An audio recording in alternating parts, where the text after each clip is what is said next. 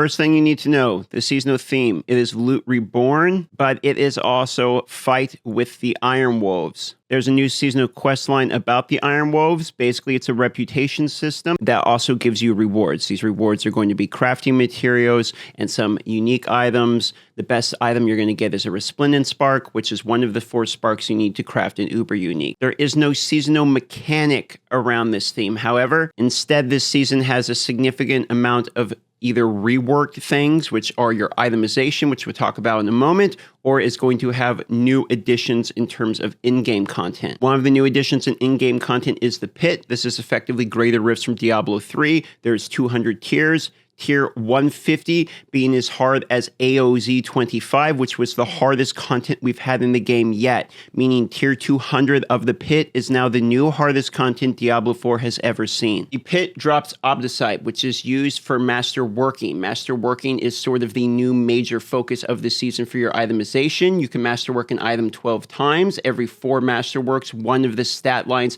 gets a major boost. You can hit the same stat line 3 times, meaning you try to get good affix bases on legendary items and then hit the same stat over and over and over again to really juice items. Keep in mind, legendary items now only drop with 3 affixes instead of the 4 you are used to, and some of them might have the star next to it, which means it is a greater affixes. Greater affixes have 150% the value of normal affixes, meaning you can get multiple of these greater affixes on legendary items, so you're looking for legendary items with good base stats that have multiple greater affixes. Legendary items now have 3 total base affixes, but can go up to 5 total affixes due to a new system called tempering. Tempering is a system that allows you to add 2 more additional affixes of genres of your choosing. For instance, weapons, offense, defensive, utility, mobility, and resource.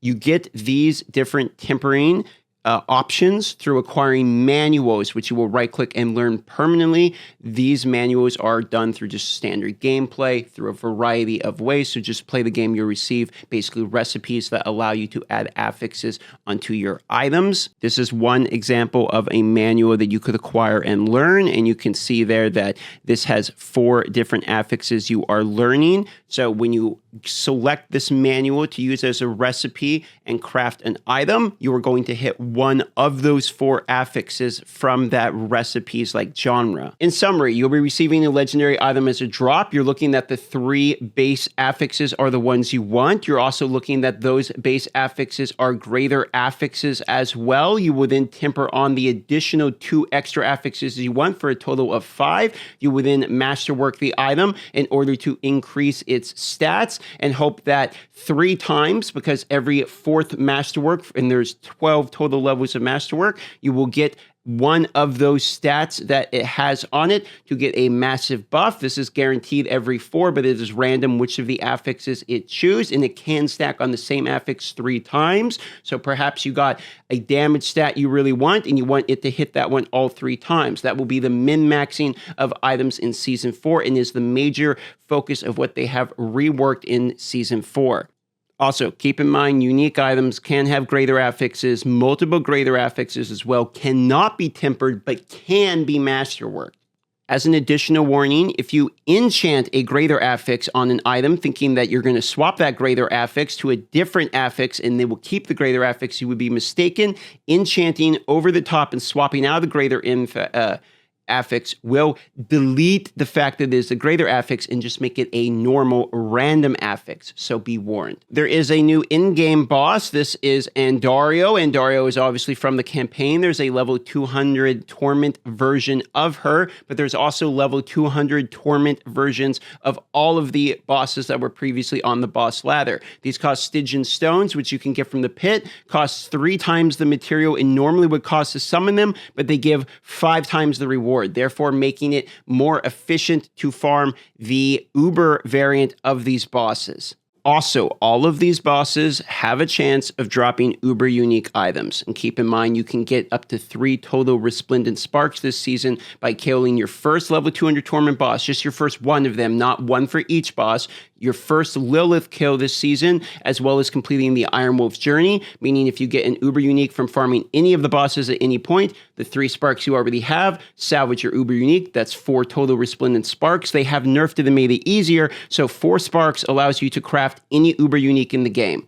Therefore, by proxy, getting any uber unique drop this season basically is getting the ability to craft any other uber unique you want. So even if you get one you don't like for your build, you can turn it into the one you do want for your build. However, uber uniques can also have greater affixes this season, which I know is even crazier. So there's quite a reason to farm for a very min-maxed uber unique item if a chase goal is something that you care about at all. The season journey is going to give you scrolls of amnesia that allow you to completely reset your character's paragon, skill board, all of that, meaning you can use a leveling build, then use this reset, and now you can use an in-game build if you want, just a little bit quality of life, but also you're going to be rewarded with new legendary aspects, and when you complete the journey, you're going to be getting actual sets of items as well, like aspect sets around the full build. They use the example of once you get through the journey, for instance, you could get like the full pulverized druid aspect set. So you can use this as a way of acquiring sets for builds that you would like to try. By going through and doing the seasonal journey, you'll also, or the seasonal battle pass is what it is, the free portion of it, you're going to be unlocking these ashes. These ashes you can use to give you passive bonuses that will either boost Paragon Glyph experience earn, which is a huge one because it's super annoying to level, the reputation you get with the Iron Wolf system I talked about earlier, or getting the Burning Oboes. Now, oboes are actually way better in this season because oboes, not only do you have a higher cap of them, but will drop 925 power level gear, as well as has the ability to give you greater affix gear, therefore making oboes a fantastic way to target farm individual slots of equipment this season. Also, legendary items dropped from enemy level 95 plus are always 925 item power level. This coupled with the fact the legendary items are dropping fewer, but with better stats in Season 4, mean that the legendary items that drop once you are at level 100, they're basically your in-game. It's going to be important to look at them because all of them basically can be useful or at least have the option of being a pretty useful item. There's a lot less trash items this season.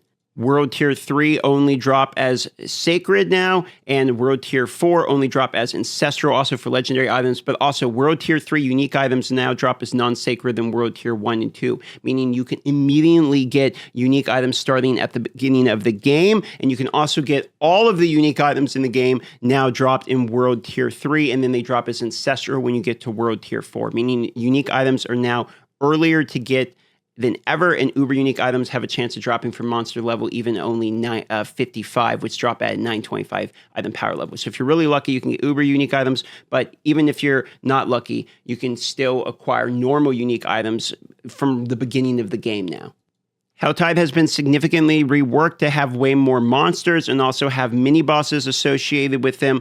This is going to easily be your new fastest way of leveling in the game. You basically get this Grand Theft Auto-like threat meter that makes minions summon out of the ground towards you. The thing about this is this seems to stack with other players, so all of the players are going to rush to Helltide, meaning there's going to be a whole bunch of bosses and minions and all the stuff that just keeps summoning around everybody because it's individualized per player, meaning the density goes crazy, and then you're sharing XP because there's other people near you. Diablo 4 does give you a bonus for playing near other players. So for this reason, it's just going to be a big, clusterfuck in Helltide of tons of experience farming.